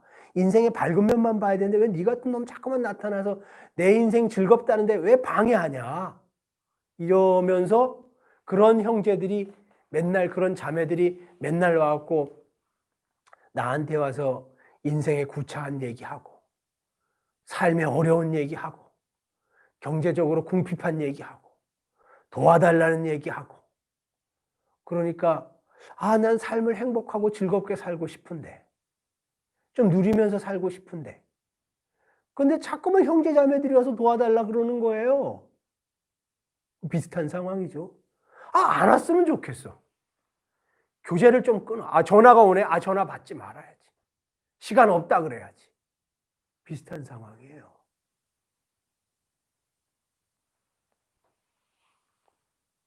그래갖고 시간 없고 만나지 않고 만남을 회피하고 나의 어떤 화창하고 밝은 일상이 방해받는 걸 싫어서 이 어떤 삶의 어두운 고통 중에 있는 이런 것들이 내 삶을 삐집고 들어오는 걸 스스로 차단하고 이렇게 하면서 살아낸 삶의 결과 종국을 이 비유 본문은 뭐라 그래요?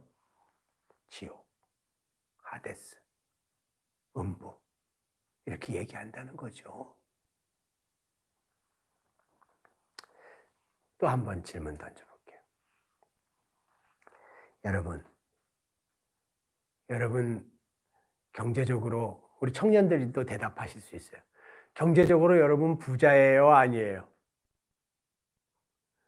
여러분 자색 옷 입고 고운 배옷을 입고 날마다 잔치를 할 수 있는 경제력을 갖고 있어요? 없어요? 제가 볼 때 청년들은 없어요. 자색 옷이 뭐예요? 그냥 한 10,000원이나 몇천 원짜리 옷 입기도 바쁘잖아요. 근데 이 비유를 부자들이 들으라고 예수님이 지금 비유를 강론하고 계셔요? 아니에요. 저번 시간에도 한번 말씀드렸잖아요. 예수님의 제자 공동체의 경제력 수준을 한번 따져보면 이 예수님을 쫓아다니는 분들, 같이 다니는 분들, 예수의 제자들 이들의 경제적인 수준은 어느 정도였을까요? 요새로 따지면 상중하중에서 하예요, 하. 물론 한두 사람 특별한 부자들이 있었죠. 그러나 대부분은 경제적으로 굉장히 궁핍한 사람들이었어요. 요새로 얘기하면 가난한 사람들이었다는 거예요. 근데 가난한 사람들에게 예수님이 이 얘기를 하신다는 거예요. 이것도 시사하는 바가 있어요. 나는 맨날 잔치 못 하는데 나는 막 연봉 1억 이런 사람 아닌데 나는 한 몇백만 원 받아갖고 겨우 아이들이랑 근근히 먹고 사는데 이 얘기 나한테 해당 안 되는 거야 라고 생각하시면 안 된다는 거예요. 예수님은 제자들에게 얘기하고 계시고 교회 공동체에게 얘기하고 계시고 소위 하나님의 집이라고 얘기하는 곳을 향해서 이 말씀을 강론하고 계신다는 거예요. 여러분이 대상이에요. 여러분이. 자꾸만 딴 사람 떠올리지 마시고 여러분 자신이 대상이에요.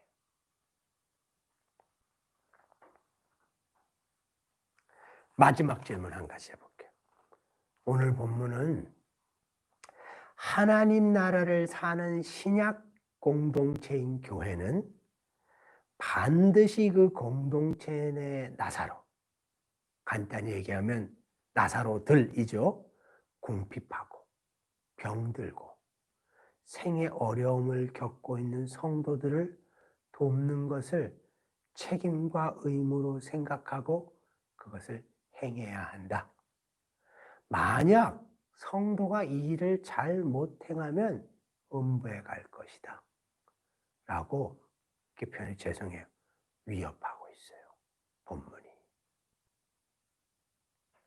다른 형제에 대한 공동의 책임, 공동의 돌봄을 잘하지 못할 때 반드시 대가를 치를 것이다. 유업을 이어받을 거라고 생각하지만 그 유업을 못 받게 될 것이다. 라고 이 본문은 경고하고 있는데 여러분 이 경고에 대해서 어떻게 생각하세요? 여러분 어떻게 생각하셔요? 곤란하죠. 답하기 곤란해요. 자, 우리 시간이 많이 갔기 때문에 몇 가지 질문이 남아있지만 이 정도에서 마무리해야 될 것 같아요. 자, 우리 오늘 이 성경 나눔을 하면서 느낀 점을 한 분만 얘기해 주시고 기도하고 마치도록 하겠습니다. 어느 분이 오늘 이 성경 나눔을 해보니까 어떤 생각이 드셨어요? 한 분만 말씀해 주세요.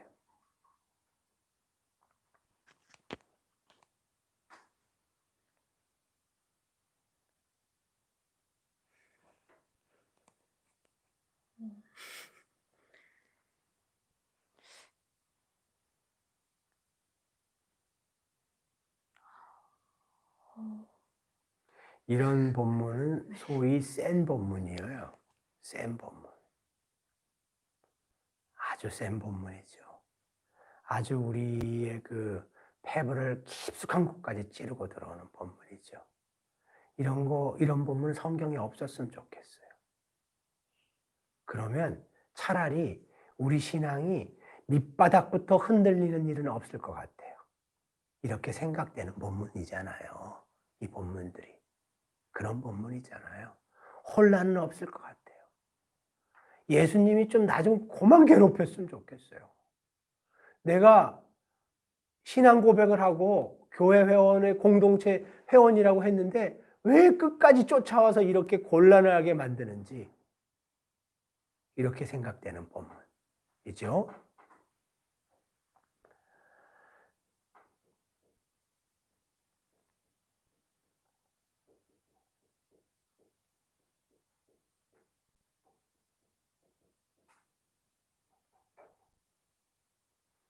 예, 우리 어떤 분은 이 삶으로 실천하기가 어려운 것 같습니다. 이렇게 답을 주셨어요. 어렵죠. 어려운데 이 본문이 분명히 내리는 결론은 삶으로 실천하기 어렵기 때문에 그렇게 안 해도 된다. 뭐 이렇게 얘기하고 있진 않다는 거예요. 어렵죠. 자, 그러면 우리 성도님들이 실시간으로 이제 의견들을 막 올려주시고 계시는데 오늘 이 부자와 가난한 나사로 비유 본문을 읽으면서 성도님들에게 하나님이 주시는 도전과 은혜가 있었으면 좋겠어요. 그리고 우리가 이 부자와 같은 태도로 계속 하나님 앞에 계속 뭔가를 자신의 어떤 정체성과 권리를 요구하고 있지는 않는지 이건 한번 생각해 볼 필요가 있어요. 부자와 같은 태도로 자꾸만 하나님 앞에 자기 아브라함의 유업을 받을 자라고 자꾸만 요구하고 있다는 거죠.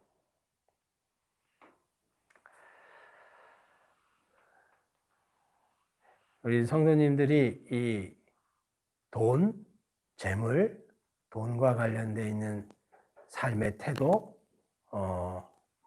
이렇게 이 주제를 갖고 같이 성경 공부를 나누니까 여러 가지 생각과 고민들이 있으신 것 같아요.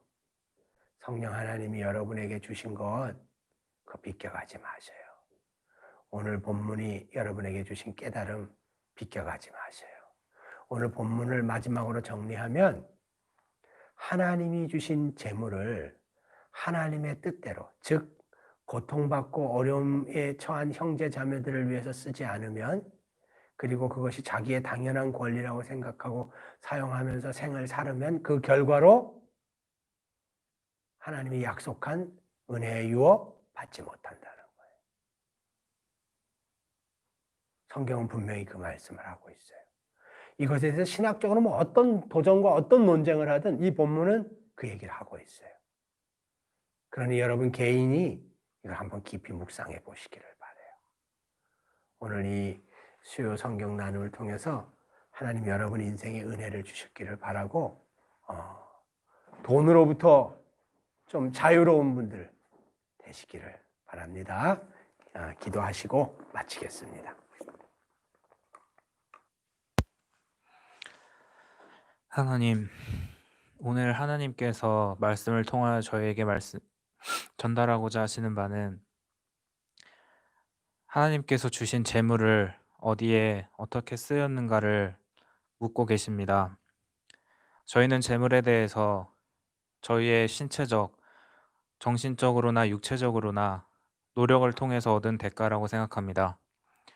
또한 저희가 저희의 재물을 만드는 것까지 인간적이고 육신적인 고통과 힘듦이 있음으로 말해 그것이 우리의 것이라고 생각은 하고 있지 않은지 되돌아보게 하여 주시옵소서. 그러나 하나님께서 목숨마저도 언제든 걷어가실 수 있다는 것을 다시 한번 깨닫게 하여 주시옵소서. 그 재물이 정말 저희의 재물인지를 깊게 묵상하게 하여 주시옵소서. 또한 저희가 하루하루를 살아가면서 쓰는 지출에 대하여도 과연 그것이 어떠한 목적으로 내가 그것을 사용하고 있는지를 되돌아보게 하여 주시옵소서. 정말 하나님이 저희에게 맡기신 청지기적 사명이 있음에도 불구하고 내가 나의 삶을 사는데 현실적인 것들로 인하여 그것을 보지 못하고 무시하고 어쩌면은 저희의 마음대로 살고 있는 것은 아닌지 되돌아보게 해 주시옵소서. 또한 저희가 말로만 하나님께 순종하겠다고 말하고 진정 하나님께서 순종하기 원하시는 영역에선 회피하고 있지 않은지 되돌아보게 하여 주시옵소서. 또한 저희의 주변을 다시 한번 살펴볼 수 있는 계기가 되게 하여 주시옵소서. 어쩌면 저희 주변에서도 정말로 하나님이 저희에게 맡기신 재물들을 통하여 도울 자들이 있는데 저희가 그것을 바라보지 않고 또한 저희의 형편과 육신적인 생각들로 외면하고 있지 않은지는 다시 한번 주변을 살펴볼 수 있도록 인도하여 주시옵소서. 하나님, 저희가 먹고 마시는 그 무엇 하나도 하나님의 계획 없이 이루어지지 않음을 깨닫게 하여 주시옵소서. 비록 저희가 삶을 살아가고 행동하는 것은 그 주체는 저희인 것 같으나 그 발걸음마저, 그 환경마저 하나님이 허락하지 않는다면 그 모든 것이 사라질 수도 있음을 명심하게 하여 주시옵소서. 이 모든 것, 하나님이 저희의 뜻을, 저희의 태어나게 하신 뜻과 삶에서의 목적을 온전히 찾아갈 수 있도록 성령님 통하여 분별할 수 있도록 인도하여 주시옵소서. 예수님의 이름으로 기도드리옵나이다.